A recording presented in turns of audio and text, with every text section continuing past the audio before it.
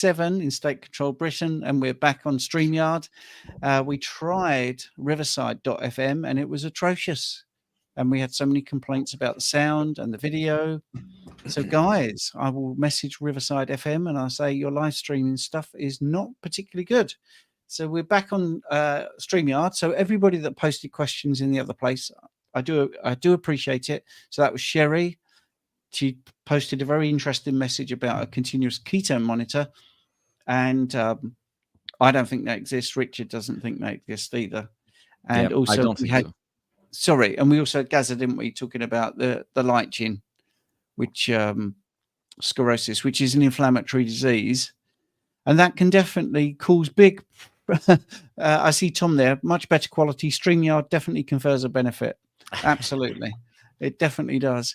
So yeah, I mean, lichen.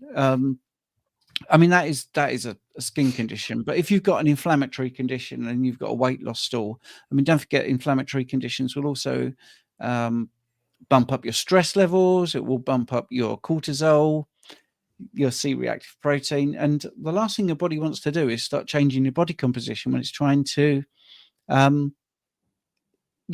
fix you. And that's one of the things we always say. Is most people healing comes first before the body composition. That definitely is a thing.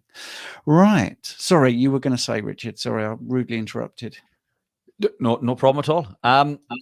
This is something that Professor Seafood and I spoke about in our recent podcast. He was kind enough to come on as a guest to speak about cancer and what fuels cancer, how to maybe prevent it, and possibly even help combat it. And this was one of the things that he mentioned was, wouldn't it be fantastic if we could get a continuous blood keto monitor? I don't think they exist. I'm sure there are people working on it. If they do, I've never seen one.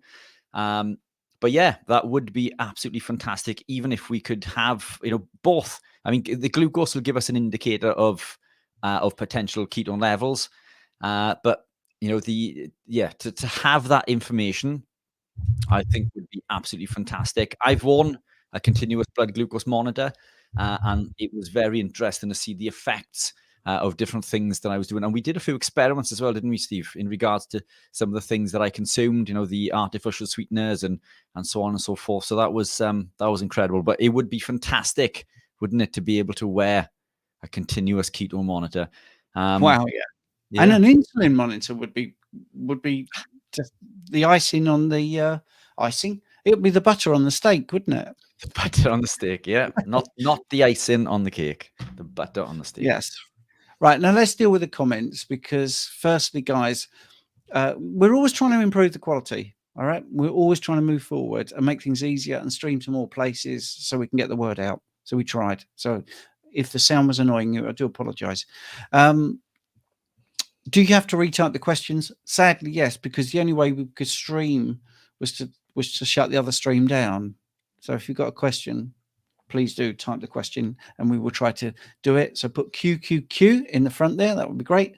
One of the questions I do remember was the Matthew was actually talking about LPLA2. I did do a screenshot of that. And yes, I was right. I mean, that is basically, well, what you do is a plaque test, a PLAC test. And that looks at the activity of LPLA2, and that is the degradation of oxidized LDL. So if you look at things with a reductive point of view, oh wow, if there's oxidized LDL, that means that there's problems with the heart. Well, actually no, and I've got a case study of this where that was elevated, and we watched the oxidized LDL reduce over time, because I was lucky enough to have a client who bought 3 blood tests over a period of time and was worried about that, because it does say in the literature, oh wow, this is associated with cardiovascular risk. But of course I said, it's doing its job. There are things in here that they're looking at it wrong. And we watched the oxidized LDL just decrease. So anyway, right. So we're now zinc 316. I noticed I wasn't feeling great on carnivore. Took out eggs and stuck mainly to red meat with butter. Sleep got a lot better, improved. Heart rate variability got better. Can the gut heal to add eggs later? What a great question. Yeah, fantastic. Yeah is the answer, is the short answer. There we are. I can see the questions. Woo! So look, eggs are fantastic if you can tolerate them. Many of us can, most of us can, in fact.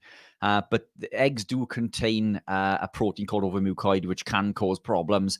There are other proteins in there which can also cause problems, but that seems to be the predominator. What I would say is yes to that generally. As the gut heals, we can tend to put things back in. But I mean, your body wasn't okay with it in the first place. So the question would be, why would you want to? I mean, why would you want to? I love consuming eggs, so I know exactly why. But I always spin this round when it comes to milk. I haven't consumed milk for a long time. In fact, I tell a lie. This year, I did try some A2, or it might have been a blend of A1 and A2 actually. I can't remember which, from the Real Food Company, and that was absolutely fantastic. But it doesn't work well for me, so it always causes issues if I overconsume. And things like this are easy for me to overconsume, and we know why. It's because of the addictive properties of the casein, which is a reason that I overconsume cheese, quite possibly. But then cheese doesn't seem to cause a problem for me. But when we look at intestinal permeability from milk, for example, milk seems to be better tolerated within the carnivore community because we've healed most of the gut. And we seem to see that when the gut is healed, we can put these compounds back in and they will tolerate them pretty well. But then we had Podrick, our good friend Podrick, on a live going back last year, and he was a big advocate of consuming A2 dairy. And then he found that excessive amounts started to cause problems. So now he tends to put it in like once a week or once every few weeks as a bit of a treat. So yes is the answer, but I would be careful when you do put them back in. But if the gut heals, it is something that you can begin to put back in. I go through spells with eggs. So when I'm on eggs, I'm on eggs, and I'll usually boil maybe 8 a day.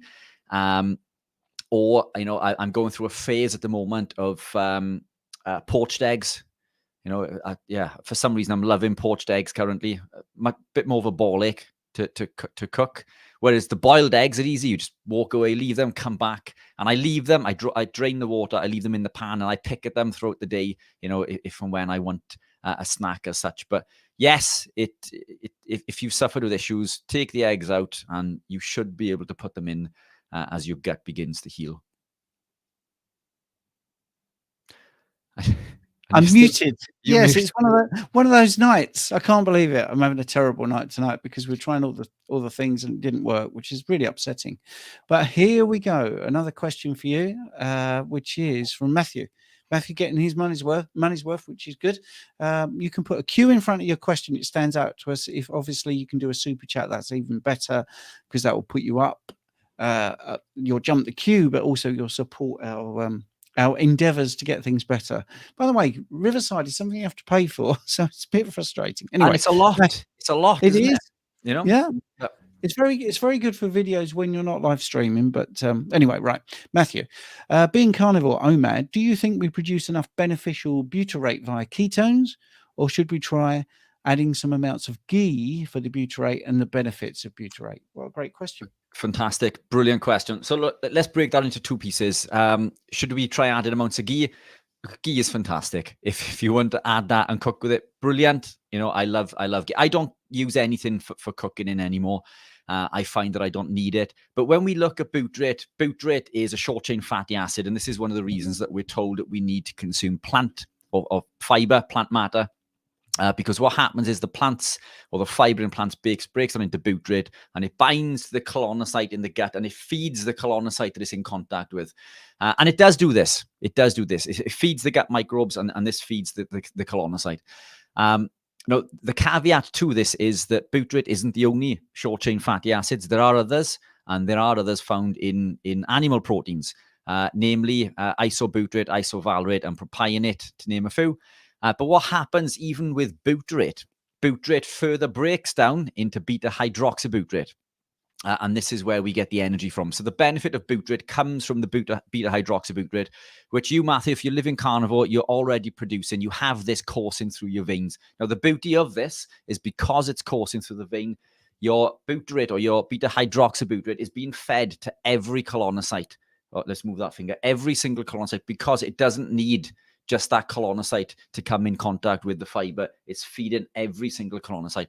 But beyond that, there's plenty of short-chain fatty acids found in animal proteins, and studies show that the short-chain fatty acids found in animal proteins are capable of actually feeding the gut microbes at a higher rate than butyrate or the short-chain fatty acid butyrate from plants. So these things become muddied, and this is what the plant eaters will put forward is, what about fiber? We need butyrate and so on and so forth. And they are right. But butyrate also exists in other forms of short-chain fatty acids, in other forms from animal proteins. Now, this has also been shown to increase the alpha diversity in the gut.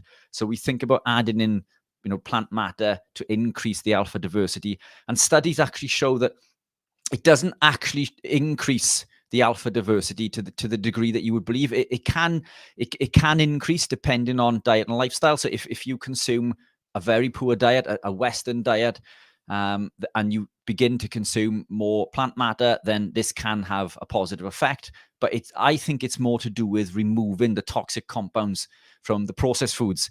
And processed foods are not good. We all know this. At a basic level, we know that McDonald's is rubbish, and we know pizza is not good for us. Yet, people will go and consume that. Now, if you change that lifestyle to eating platefuls of broccoli, you are going to be healthier, without question. But does it mean that is optimal? Does that mean you can no longer be healthier?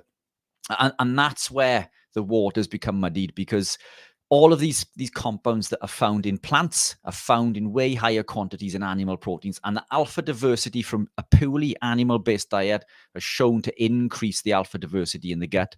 And this was echoed again with a good friend of mine, Ben Azadi, who came on a podcast a few months ago. He paid an absolute fortune to have a ton of tests before, during, and after. And he is a strict keto person. He's a follower of the ketogenic lifestyle. He owns his own podcast. It's one of the biggest in America. So this is a guy who's already been living a ketogenic lifestyle, thriving on a ketogenic lifestyle. When he went carnivore for 90 days, he actually improved his health and well-being, further blocked inflammation, saw benefits, and increased the alpha diversity in the gut. So animal proteins quite literally supply everything that we need, not just to survive, but thrive. Yeah, and I heard that today when you were talking to Thomas Seyfried, which is a great thing on your YouTube channel, talking about cancer, which is fantastic. Right, thanks guys for all coming over to watch. It's really good. I'm very impressed that you did that. Tom J has asked a question. Don't forget you can super chat if you want to jump the queue. What is the best and most accurate way? Oh, you see, now there's two parts to that question. To measure cortisol, blood tests, saliva, hair, something else. Right, and Jonathan very kindly, as always, is watching and has helped with the saliva test. Saliva test is one thing that is very good, absolutely. If you want complete accuracy, then you want the mass spectrometer test, basically, which is allegedly the gold standard. Now, what's wrong with that is it's very expensive and it will tell you sort of one snapshot in time. The saliva test, there is other things as well. You can do urinary free cortisol measurement test. You can do that, but the saliva, what's good about the saliva is it's sort of very cost effective, and also you can do the sample collection at home.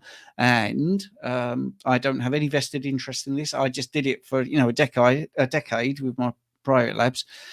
But it's such a good test because it's just a swab. You put it sort of under your tongue for 2 minutes.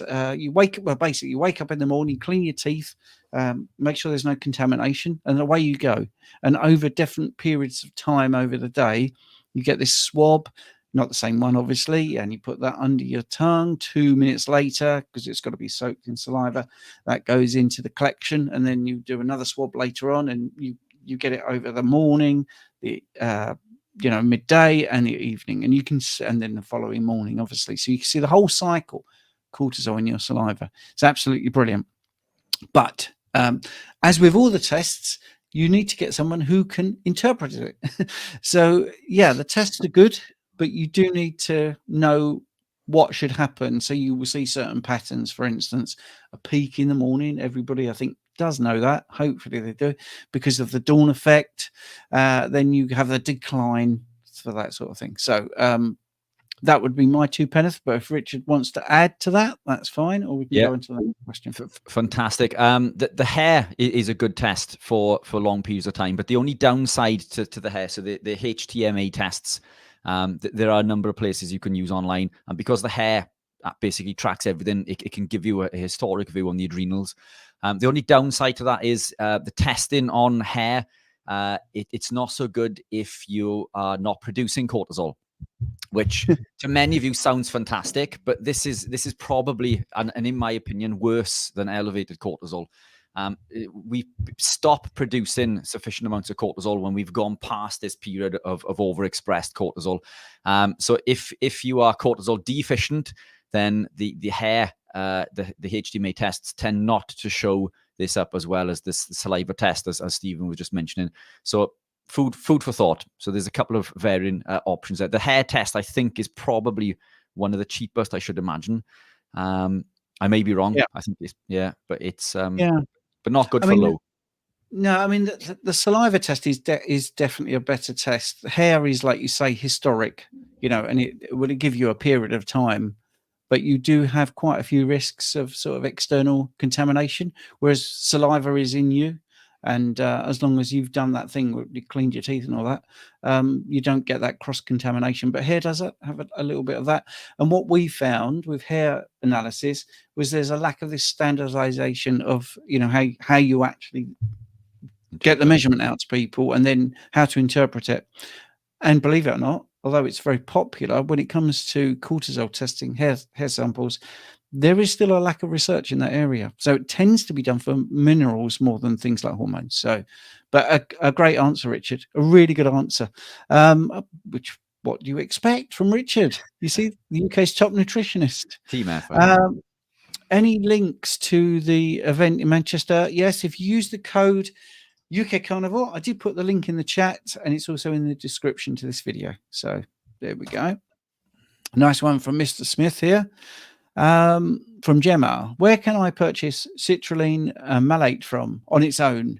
And am I right in thinking that it supports the body's oxygen utilization and athletic performance? Yes and yes. So where can you? Well, in fact, yes isn't the answer to the first part of that, is it? No. Yeah, it's fantastic. It's a potent vasodilator. I use it before any athletic performance. I've used it today. So I've been racing today. I've been in a relay race. Citrulline is fantastic. What the way that I would suggest to use this, though, is not just to put a big serving in before you perform. You're going to need to build a little tolerance up to it.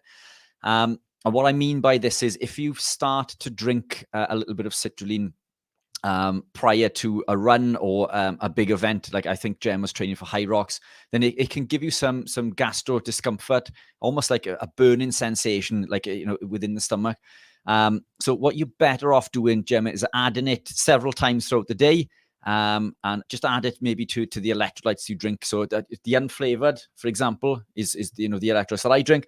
I tend to add a little bit of citrulline to this throughout the day, and it builds up in the system and it upregulates lots of enzymes and pathways in the body also. Where do I buy it from? You can buy it from almost any big supplement company. It is something I looked at producing myself, but it's one of those products that is just very much a muchness. Bulk powders do it. There's who do I use? Peak Sups is one that I use. In fact, I'll Google them now and I'll pop a link below. So Peak Sups is the one that I use, but the citrulline from there is pretty good, and I'm due to place another order for some more. But if there are other versions of this available as well, but the waters again become quite muddied when you look at the different types and the ratios and so on. But this one for me has worked wonders in regards to my running. I'm fairly new to running, and it's allowed me to achieve some incredible things. Excellent. along with Excellent. living the lifestyle. Yay. Yeah. Somebody said I look like Rick Astley again. I didn't know I'd look like him in the first place. But We'll there take that. you go. Right. This is an interesting question. It's I have a lot of both family members and friends who say they get stomach or gut pain from eating meat. Most of them more so with red meats like beef. Do you know why or how Yes. to relieve it? Yes and yes. I knew that would come in. Do you want to go, Steve, or do you want me to jump in? Oh, you jump in. Yeah, perfect. So look, it's the microbes in the gut. They predominate depending on what you feed them. If you feed them vegetables or rubbish, or name your poison, then this is what the gut microbes will grow and thrive on. And there's lots of different phylums, but the two main phylum are Bacteroidetes and Firmicutes. And if we're consuming a standard diet, for example, I think, and I may be wrong with which one, but I'm sure Firmicutes predominates. And as we start to eat more animal proteins, it's Bacteroidetes, I think, or the other way around. Anyway, but the point is that your gut microbes are what you eat. So if you eat rubbish, then your gut is used to you eating rubbish.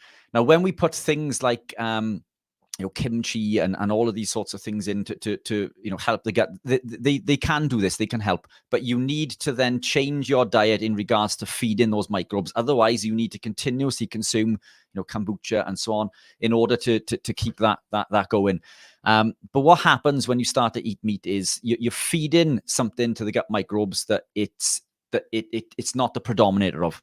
So the Firmicutes is elevated, for example, and the Bacteroidetes is lower. So it's offset. So what happens when we gravitate into becoming more ketogenic and carnivore?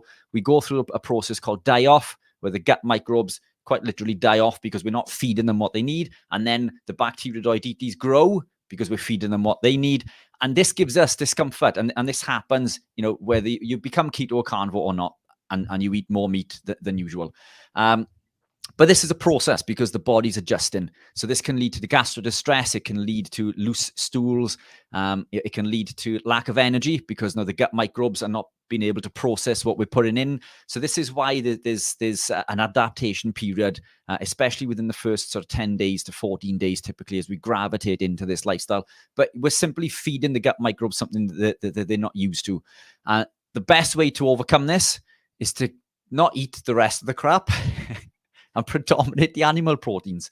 Look, it's every argument for not consuming meat is a fallacy. And these are things that Stephen and I break down, week after week after week. It doesn't matter whether it's a fiber argument, whether it's a saturated fat argument, whether it's a cancer argument. We've ripped these apart time and time again.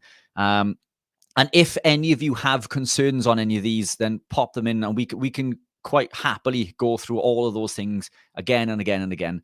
Animal proteins quite literally allow us to thrive.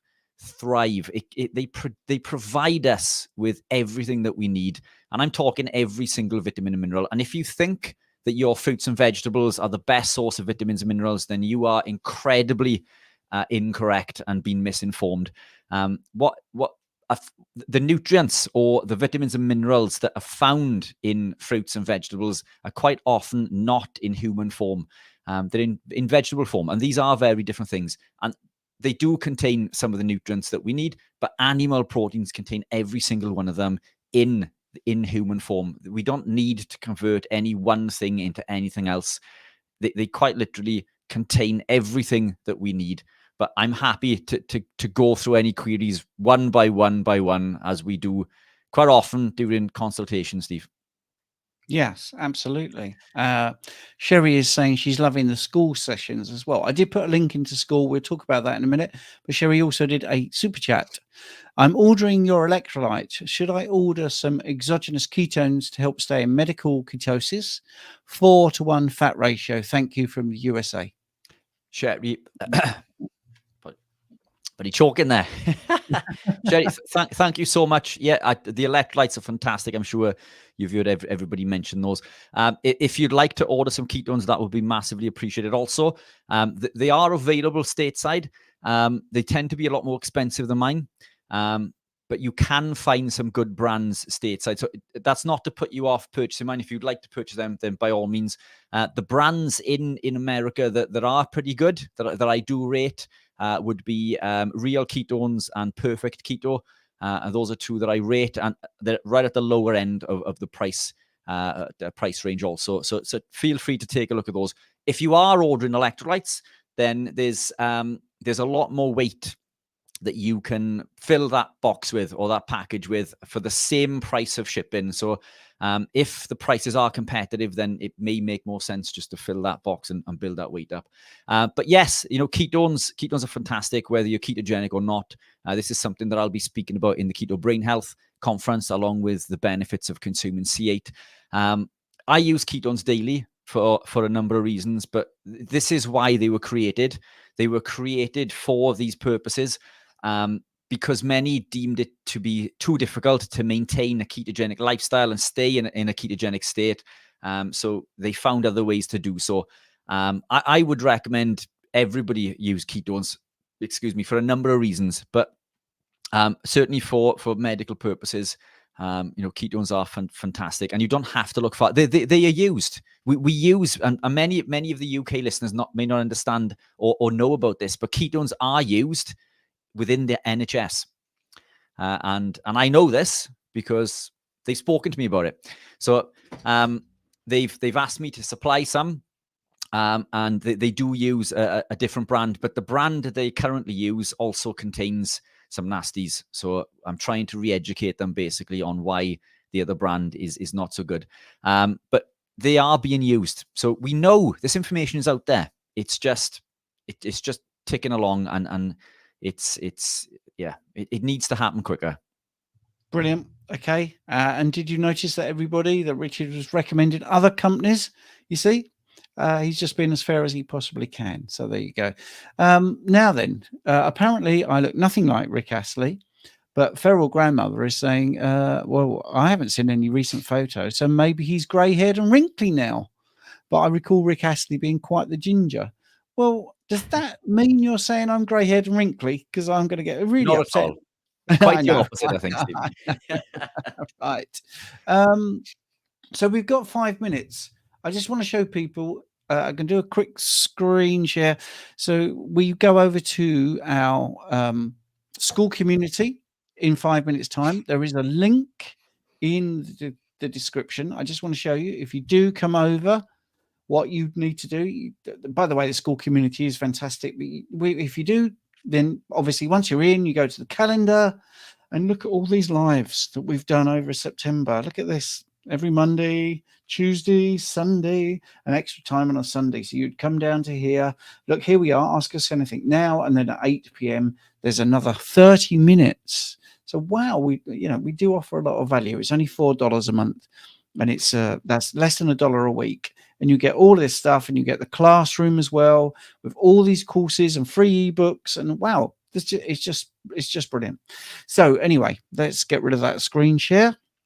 So there's a link in the description for the school community if you want to see the next 30 minutes. We're going to try and whistle through the questions that we've got left. My Food Addiction is saying, are probiotics necessary on a carnivore diet? No, they can help. And again, during transition periods, these things can help. There are lots of products on the market that can help a transition. So they may confer a benefit. We've always got to get that in. Always has to confer a benefit in the early stages. But most people seem to navigate in and gravitate in without the supplementation of prebiotics, probiotics, and even digestive enzymes. We know people who need to consume them in order to absorb certain compounds and so on and so forth. But I would try without and see how you get on. If you do suffer with problems and have a few issues, then report back, and maybe Stephen and I can recommend how to move forward. Okay, right. While you maybe find a link for Gemma, because she's saying, Rich, please may you send a link for the citrulline. I will answer the next question. I thought I put it into the chat, but apologies, I'm on it again. Okay, right. Maybe you did and they missed it. I don't know. Crazy. What is a safe amount of vitamin D3 to take, and is it best in the morning or the evening? I would say the morning is the best time to take it. Also, I would try to take it at the same sort of time and with a meal, because if you're eating some sort of fatty breakfast or some fatty meat or scrambled egg, then your vitamin D3 would be absorbed slightly better. What is a safe amount? Okay, so let's give you the thing I always talk about, which is in 62 degrees north, which is Norway and Finland, where they did studies on sunbathing. That's not a hot, sunny place. 30 minutes of sunbathing there will give you between 10,000 to 20,000 IUs of vitamin D3, or the equivalent in sunbathing terms. So when I say 10,000 K or 10,000 IUs, not 10,000 K, 10 K or 10,000 IUs, I would say that's pretty safe. I would also think that 20 is, actually, as long as you supplement with a little bit of magnesium. Just basing it on what would happen if you went out in the sun. Seems to me that if we can get 20,000 IUs from half an hour of sunbathing, I think we can cope with 20,000 IUs. But 10,000 is pretty good IUs. That's what I do every day. Anyway, sorry, I think Richard wants to dive in. No, by all means, that's fantastic. That's fantastic. All right. You look like you were really chomping at the bit there. Scratching my chin. So here we are. We've got 2 minutes left. And Carnivore Bot. Anyone listen to the latest podcast with Zoe Harcum and Ben Bickman? Very interesting. Just shows Big Pharma are trying to rule us.